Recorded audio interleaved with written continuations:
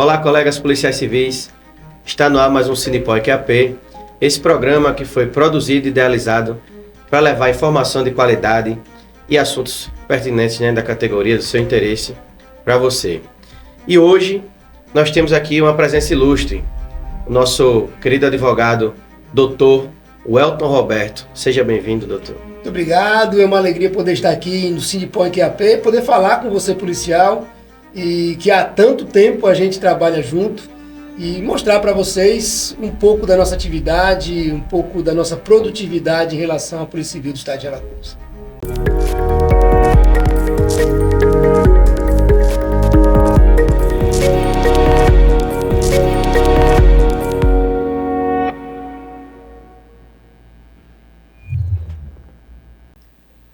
Mais uma vez, seja bem-vindo, doutor Welton Roberto. É uma grande satisfação tê-lo aqui com a gente.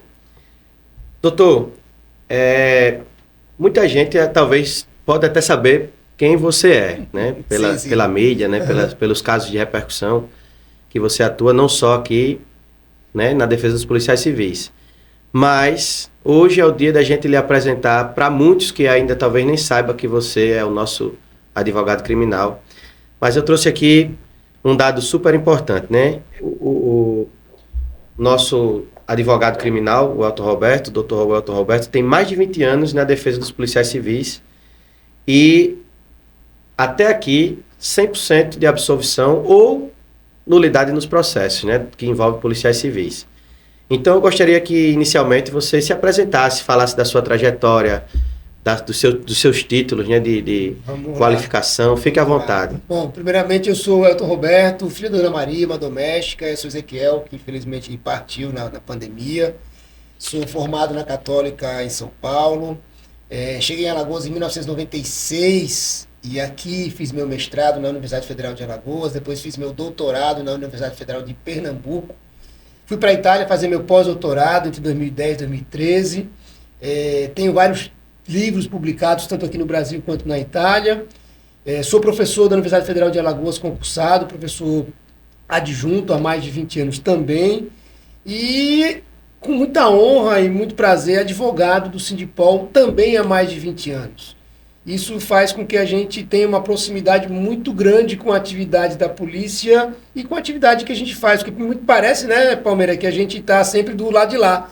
Vocês policiais prendendo e a gente advogado soltando, mas vocês, por vezes, o policial não enxerga que a atividade dele é tão próxima a uma atividade de risco que às vezes ele também está envolvido na seara criminal como réu. E aí é onde entra a nossa função, é onde entra a nossa ação e dizer para vocês que é uma alegria enorme. Eu tenho uma alegria enorme de trabalhar com o Sindipol há mais de 20 anos, com o policial civil. Eu gosto de trabalhar com o policial civil. Porque eu acho que é uma atividade que a gente merece ter um olhar e um carinho especial. Isso aí que você acabou de dizer faz muita diferença, né? Porque você gostar de trabalhar, de defender o policial, gostar de defender a sociedade, defender os bons costumes e os bons valores. Eu gosto. Então, quando você já abraça a causa, sabendo que você realmente faz por satisfação, a defesa, com certeza, vai ser a melhor, e os números estão aí para mostrar. E o que você falou, né, que muitas vezes o policial acaba virando réu. Né? Nem sempre, ou quase nunca, vamos defender os policiais aqui, as situações que envolvem os policiais são justas. Sim. E aí a pergunta, né, que para abrir assim, vamos dizer assim, a mente da gente, como é enfrentar essa vulnerabilidade do policial diante do julgamento social? Vamos lá. Primeiramente, o policial, como ele está na atividade de risco, é uma atividade de risco diária, cotidiana, até porque ele está a aprender, ele está diretamente ligado com a atividade criminosa, não praticando crimes, mas combatendo o crime. E, por vezes, ele acaba sendo acusado de ultrapassar esse limite, né, que é muito tênue. E pra gente, quando a gente pega um policial que está sendo acusado de uma conduta criminosa, por exemplo, às vezes o policial não tem o cuidado de tratar aquele bem apreendido, aquela droga apreendida, e isso acaba fazendo com que houvesse por exemplo, você apreendeu 1 quilo de cocaína na sua delegacia. Se você não fizer o trabalho devido com aquela prisão, na hora que você for pesar tem 700 gramas, você vai ser acusado de desviar 300 gramas, meu amigo. Não tem como, porque ela passou por você. E aí essa acusação ela vem muito forte. Por quê? Porque, como você colocou agora, tanto a mídia social quanto a justiça, ela trata o policial como se fosse um policial do FBI, de filme hollywoodiano, sabe como é que é? CSI. O policial de Alagoas é preparado parecendo que ele tem 3 cursos, fala 4 línguas, diariamente ele passa por cursos de reciclagem, e quando ele é pego como réu, tudo isso cai nas costas dele, né? Por vezes a própria estrutura da delegacia também não favorece. E a gente sabe que às vezes nós temos aí problemas internos, e esses problemas internos eu já os enfrentei de maneira muito clara, né? Quando tivemos inclusive casos emblemáticos onde uma estrutura da Polícia Civil acusou a outra e eu tive que fazer a defesa dessas pessoas. Então o policial civil ele tem uma certa aura do mocinho e do vilão. E quando ele parte para a aura do vilão, meu amigo, aí a carga é toda em cima dele. O impacto disso nos processos é real. É grande. O promotor trata o policial civil como culpado. O juiz trata o policial civil como culpado. A sociedade trata o policial civil como culpado. Porque ela pensa assim, se esse policial está pago para poder me defender, por que ele virou réu? Ninguém compreende essa situação em que ele vira réu de uma situação... por muitas vezes, e eu posso provar com meus números que eu tenho, 100% de absolvições, né? De maneira injusta e de maneira incompreendida. E a gente precisa estar lá ao lado dele nesse momento, entendeu? Eu nesse momento me sinto parte do contexto que você está narrando. Toda estrutura de delegacia, ferramentas de trabalho, como a gente informalmente geralmente costuma conversar, e o julgamento da sociedade, ele realmente não alivia. O policial lá tá lá. Hoje a gente vê muitos casos que vão para a rede social. Uhum. A rede social hoje a rede da internet e a rede do julgamento. É o julgamento, né? O julgamento social tá lá. Se corta um trecho onde o policial, né, se for julgar somente pelo que foi divulgado, já está condenado. Mas aí vai se avaliar, mas esse cara é despreparado, mas esse cara tem que ter aula de defesa pessoal, não devia ter feito assim, não devia ter feito assado, cadê o spray de pimenta, cadê o taser? E aí? Como é que fica o policial nessa hora? Como eu digo, você entrega para o policial uma colher de plástico e quer que ele construa um prédio. Vai construir um prédio. Então, eu disse assim, agora você vai lá e arranca o dente do capeta e traz, né? E traz para aqui. Então, assim, e esse tipo de julgamento é feito o tempo inteiro, entendeu, Palmeira? Porque quando a gente pega o policial, geralmente, e uma coisa também, um detalhe, que precisa dizer, a maioria dos policiais que respondem a processo, ou pelo menos no começo do processo, estão presos. E hoje eu não tenho nenhum policial respondendo processo preso. Porque é diferente de uma pessoa que não é policial civil. Sim. A prisão preventiva é decretada quase que automaticamente, porque o pessoal pensa assim, é policial civil, tem uma arma, prende. Pronto. Sim. Como se a arma que ele usa para defender a sociedade fosse a arma que ele vai utilizar para fazer o mal à sociedade. Então a prisão preventiva ela é praticamente automática. Até a gente conseguir resolver esses problemas demora um pouquinho. Fora aquilo que a gente conversou também sobre... a separação do que o policial, enquanto cidadão, pode responder, quanto na atividade em si, que é totalmente diferente quando você parte para cumprimento de mandados de prisão, né, busca, ou até durante as investigações, como a gente tem inúmeros casos que a gente acompanha daqui de perto, que o colega apenas ter armazenado uma imagem, foi processado, chegou a ser decretada a prisão do colega, mas era um arquivo de investigação. Então, o que eu estou dizendo, nesse momento não se faz a diferenciação, né, entre o que você estava em atividade e aquilo que você estava a fazer, porque muitas vezes eu tenho, por isso que eu gosto de trabalhar com vocês, eu gosto de trabalhar com policial. Até porque eu vejo que nós temos um perfil muito parecido. Eu sou apaixonado pelo que eu faço, o policial também. Sim. E são abnegados. Então, quando o policial é abnegado e é apaixonado pelo que ele faz, ele passa por cima de coisas, por exemplo, de falta de instrumentalização do seu trabalho, de falta de equipamento na delegacia. Então, ele vai lá e cumpre. Tem aquela história, como você disse, vai lá e arranca o dente do diabo. Ele traz o diabo, se você puder, traz o diabo pela orelha e diz aqui, ó, esse dente toma dentadura também. Ele faz isso. Porque ele é abnegado. E por vezes nessa abnegação é que ele ultrapassa alguns limites. E aí acaba respondendo processos crimes. E ele não... Veja, eu já peguei vários policiais presos, né? Chorando, dizendo, eu fiz tudo pela minha instituição e estou aqui hoje preso injustamente. Eu não quero mais saber da Polícia Civil.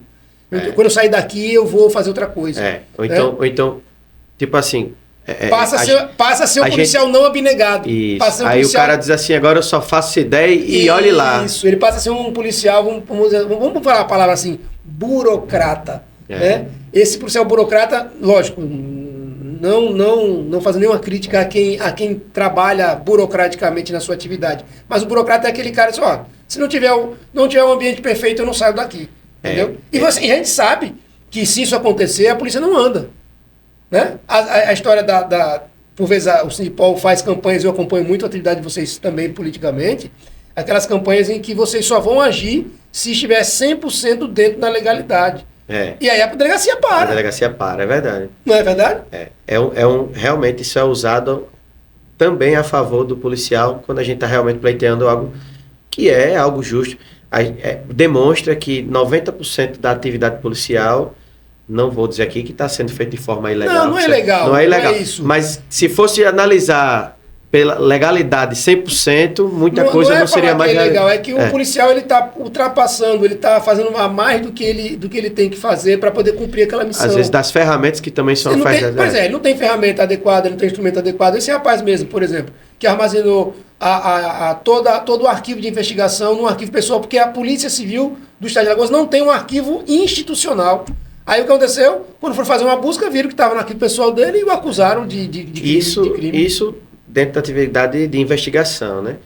E se for, como disse, no mano a mano ali, na hora do vamos ver, aí é que fica difícil, porque a sociedade, ele não é preparado porque a polícia tem que praticar artes marciais, porque não tem spray de pimenta, porque não tem... No final, isso realmente é um atenuante, é o que nos ajuda de alguma forma. Fora de uma coisa que eu vou ter que deixar claro aqui. Tem um policial civil que ele foi acusado em 15 homicídios. Quem o acusou? Somente. O tráfico de drogas. O traficante percebeu que aquele policial estava dando prejuízo na região do tráfico para ele.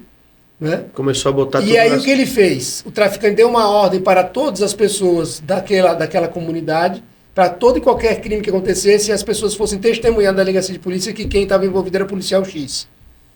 Pasmem, esse policial ficou preso durante 8 meses. Nós conseguimos depois, porque saíram 15 mandados de prisão. Palmeiras, isso é seríssimo. 15 mandados de prisão, porque ele estava cumprindo de maneira correta o combate ao crime organizado, o combate ao tráfico de drogas. Respondeu a 15 homicídios. Absolvemos em todos. Então, veja, por muitas vezes a atividade criminosa joga o policial civil que é competente, que é abnegado, que é firme no combate, né, como se fosse o criminoso, para exatamente tirá-lo da atividade policial. E, infelizmente, nós não temos a própria polícia entendendo esse mecanismo, entendeu? Esse seu exemplo responde uma das perguntas que eu estava aqui ansioso para fazer, que se houve mudança no perfil das acusações ao longo dos anos. Sim. Isso já é realmente uma mudança. Uma mudança. Você vê, agora o crime é que passa a acusar o policial. Passa a acusar o policial. Isso aí é algo absurdo, né? E a gente teve isso, e infelizmente é aquela história. Por quê? Porque às vezes as operações que precisam ser midiáticas, que precisam chamar a atenção, né, elas acabam... O que viraliza mais? O policial civil é acusado de 15 homicídios ou qualquer pessoa do bairro é acusada de homicídio? Logicamente que o policial civil, porque ele tem a chamativa da autoridade sobre os ombros dele. Né? Um outro caso também é o que os policiais que combatiam o tráfico. O policial foi condecorado na noite anterior com a maior honraria da Polícia Civil que vocês têm, a maior honraria aqui. Ele foi condecorado pelo governador do estado de São Paulo, do estado de Alagoas, desculpa. E no dia seguinte, saiu uma operação para prendê-lo, sob a acusação de que ele chefiava o tráfico de drogas na delegacia de polícia. Sem nenhuma prova, mas prenderam o policial só com narrativas. Nós, mais uma vez, fomos atrás desse processo. Foi difícil a desconstrução que construíram em cima dele, porque os traficantes todos começaram a dizer, todas as drogas que apareciam na cidade, que eu não vou dizer qual é a cidade, porque eles vão acabar identificando quem é o policial, e a gente tem que proteger aqui pelo menos a imagem de todos.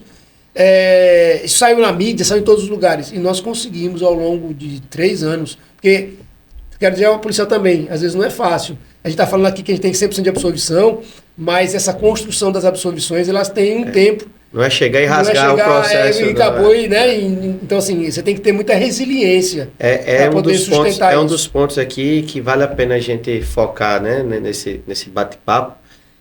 que é a estratégia, né, do conhecimento da atividade policial, que ele fala tanto que ele tem vamos dizer assim, esse apreço pela atividade policial, e aí conhecer a importância da atuação, né, técnica, de estratégia. Como é que você, né, quando você pega um caso, como é que você traça assim uma estratégia? É caso a caso, né? Sim, Mas tudo bem. Mas a primeira coisa que eu faço é uma anamnese muito forte com o policial. Eu quero saber do policial o que ele realmente tem de responsabilidade sobre aquela conduta. Porque a partir daí é que eu construo toda a estratégia de defesa sobre ele. Eu sempre parto do princípio, eu sempre faço a ideia do advogado do diabo. Né? Eu me convenço da acusação para que ele me convença de que a tese dele possa ser possível. E quando ele consegue fazer esse convencimento, e a gente vai mostrar por A mais B como aquilo funciona, a gente vai desconstruir toda a peça acusatória. E a defesa, de uma certa forma, ela não vai precisar provar a inocência absoluta do policial. Ela precisa provar a não existência da acusação, ou seja, a famosa dúvida razoável nos favorece. O que eu sempre faço? Lógico que o policial civil, em sua maioria, quando trabalha abnegado da forma que ele trabalha, em algumas coisas ele vai ter alguma irregularidade. Né? Então, por exemplo, nesse caso, vai estar lá o arquivo de pedofilia no arquivo pessoal do policial. Eu não posso negar que esse fato existiu, posso? Não. Eu tenho que vincular, então, essa busca de outra forma. Né? Eu não posso simplesmente chegar para o juiz e dizer ele é inocente, porque ele é policial civil, não. Eu tenho que pegar todo o histórico da polícia civil dele, então tudo isso conta. Realmente, doutor, faz toda a diferença, né? Essa estratégia, a desconstrução, tem que ser realmente bem analisado, porque não deve também ser uma coisa tão simples, independente do caso, né, a defesa do policial. E aí eu queria que você, se possível, desse aqui, assim, para a gente, exemplos, quais foram os casos emblemáticos, né, que você já defendeu dos policiais civis e, assim, as dificuldades que você enfrentou, né, nesses casos. Vamos lá. Casos emblemáticos com muita dificuldade. Caso do eletricista, onde nós tivemos 2 delegacias inteiras presas por tortura, onde policiais que sequer estavam no plantão foram presos, e aí a gente teve que desfazer toda uma construção que a mídia fez sobre esses policiais, porque o eletricista Joaquim foi assassinado após se meter numa confusão em que um policial foi assassinado também. E então toda a sociedade e a mídia à época ficou contra esses policiais, ficaram estigmatizados por muito tempo. Nós tivemos muito trabalho e finalizamos após 20 anos de processo com todos os policiais devidamente absolvidos. Então, para você ter uma ideia, a dificuldade desse caso foi tão grande que falar nesse caso já era difícil para eu poder conseguir falar com o desembargador, para poder conceder um habeas corpus, para poder falar alguma coisa. Falar com o juiz, não, doutor, esse caso aqui, policial civil, então ele já julgamento pré-estabelecido. Foi muito difícil. Então a gente foi desconstruindo pouco a pouco que aqueles policiais não tinham torturado aquela pessoa. Ele estava embriagado, até policiais que o atenderam, que falaram com ele embriagado, ele colocou um desses policiais como se fossem torturadores. Então, na época, foi muito, muito difícil e a gente conseguiu, ao longo de muito tempo, fazer com que cada policial tivesse a sua dignidade restabelecida. Caso Coca-Cola, né? Esse é famoso. Esse é famoso, também trabalhamos nele.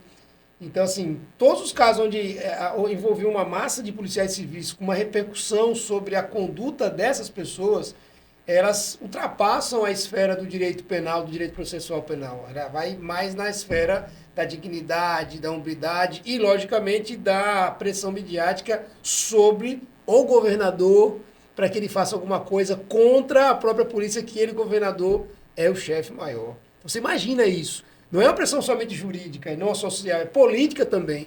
Né? Então, a pressão para demitir o policial, que é uma coisa que eu não falei aqui, essas 100% de absolvições têm uma repercussão direta na questão administrativa. O policial civil absolvido, ele não perde o seu emprego, ele não perde a sua função. Às vezes, ele tem a demissão lá na esfera administrativa, a gente consegue a absolvição, a gente reintegra ele. Então, assim, tem todo um contexto para a gente poder entender. E eu tenho um orgulho muito grande disso, sabe? Eu brinco com vocês na diretoria e digo, olha, 100% de absolvição, eu continuo 100%. E toda vez que eu pego para defender um policial, eu digo, olha, tu não me manche não, viu? Eu quero continuar 100%, não me manche a minha carreira não aqui, viu? Vamos se ajudar que eu quero continuar nos 100%. E partindo disso, doutor, eu gostaria, né, Primeiramente, de agradecer mais uma vez pela sua presença. Dizer que eu não quero precisar dos seus serviços. Mas se precisar, estamos lá. Mas se precisar, me ajude também, que eu vou lhe ajudar. Aliás, eu faço de tudo para não precisar, em nome de Jesus. E eu também oriento aos colegas que tentem fazer sempre o máximo para não precisar de defesa. Porque até psicologicamente, até que se prove realmente, né, que a inocência e tudo seja equalizado de novo, demora o cara como ele falou, não é tão simples assim. Graças a Deus ele tem 100%, mas não quer dizer que é fácil e que o período até isso se resolver seja fácil também. Então eu gostaria, nesse momento, que você fizesse aqui recomendações. Vamos lá. A exemplo, né, quais são, além da atividade investigativa como um todo, dos exemplos que a gente já trouxe aqui, né, cuidado com os arquivos, recomendações, mandados de busca, apreensão, comportamentos em delegacias, né, e perante a sociedade também, independente de ser até no horário de trabalho. Né? Policial é policial. 24 horas. Então, a primeira coisa que a gente precisa pedir para você, policial civil, é não pessoalizar a investigação ou o caso. O que eu estou dizendo com não pessoalizar, Palmeira? Eu sei que, por muitas vezes, todos nós somos seres humanos, nós sentimos, nós temos emoções, nós nos apiedamos da vítima, né? Nós ficamos muito sensibilizados quando ela chega na delegacia de polícia espancada, com a filha estuprada, o irmão morto. E a gente tem essa... Lógico que quem não se sensibilizar vira um aiá da vida, né? Nós não somos isso. Mas veja, a gente não pode deixar que essa sensibilidade, essa nossa forma, pessoalize a nossa investigação. As emoções não podem ser maiores. Porque o que acontece? Nós vamos acabar, por exemplo, na prisão, vamos acabar espancando o camarada que a gente vai prender, a gente vai usar da força de forma desnecessária, a gente vai desmedir e vai não racionalizar uma investigação, acabando essa investigação, botar a perder uma investigação inteira. Então, quando você pessoaliza, e lógico, quando você traz aquilo para você, por que você tem que ter uma outra pessoa para discutir questões emocionais suas? Porque você está envolvido emocionalmente. Então, quando o policial se envolve emocionalmente com um caso, ele com certeza vai acabar ultrapassando algum limite. E se esse limite for um limite criminal, ele vai ser envolvido criminalmente nesse processo. Então, assim, a primeira coisa é não pessoalizar. Segunda coisa, cumprir de maneira estrita as ordens legais, ordem de missão. O delegado mandou, sim, ele mandou como?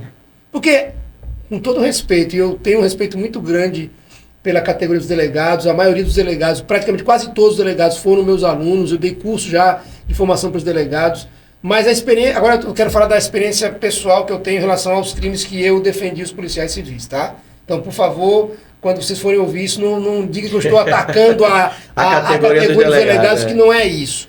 Mas na maioria das vezes em que eu fui defender policiais civis, os delegados simplesmente tiraram a responsabilidade deles a história da reta, né? Disse, não, eu não mandei fazer isso. E aí o policial disse, não, o senhor mandou, não mandei. Testemunhando. Sim. Uma ordem de missão acabaria com esse problema. Para ter uma ideia, eu falo isso, como é que eu consegui tirar a maioria dos policiais civis do caso da tortura do eletricista? Existia uma ordem, houve uma prisão em flagrante do eletricista. Sim. E aí o delegado foi depor. Quando o delegado foi depor, eu não mandei prender ninguém. Aí eu peguei e joguei o APF na cara deles. Calma aí, o senhor estava ou não estava na delegacia? Assinado pelo senhor. E aí? Ele gaguejou para cá, gaguejou para lá, pronto. Dali já tirei 4 policiais nessa audiência. Então vejam, cumpram as missões de maneira a mostrar que vocês estavam sob ordem e comando de alguém. Não seja lista. Seja lista. Não façam nada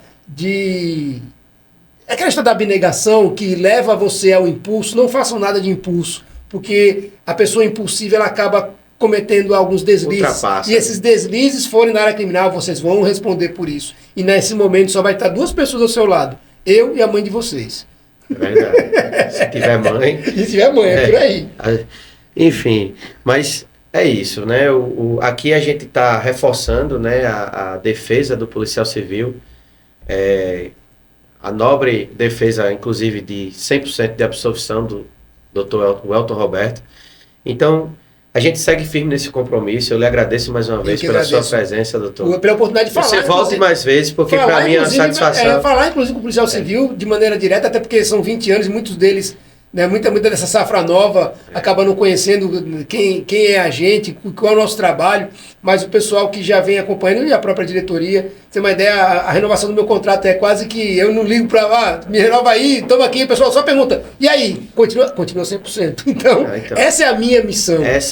A sua satisfação aqui declarada em dizer que faz, né, eu faço por prazer a defesa do policial civil. Eu gosto de trabalhar. Eu me identifico por estar aqui, né, presente como diretor e da mesma forma defendendo por outras formas, né, os nossos direitos, né, fazendo em defesa dos nossos direitos. Mais uma vez, doutor, muito obrigado. É com muita satisfação, com essa satisfação, né, na defesa dos policiais civis, que eu encerro mais um Sindical QAP. A gente volta a qualquer momento com outras pessoas, né, que são do nosso interesse, a exemplo do Dr. Elton Roberto, assuntos pertinentes e de interesse da categoria. Curta, compartilhe e inscreva-se no nosso canal. E até logo.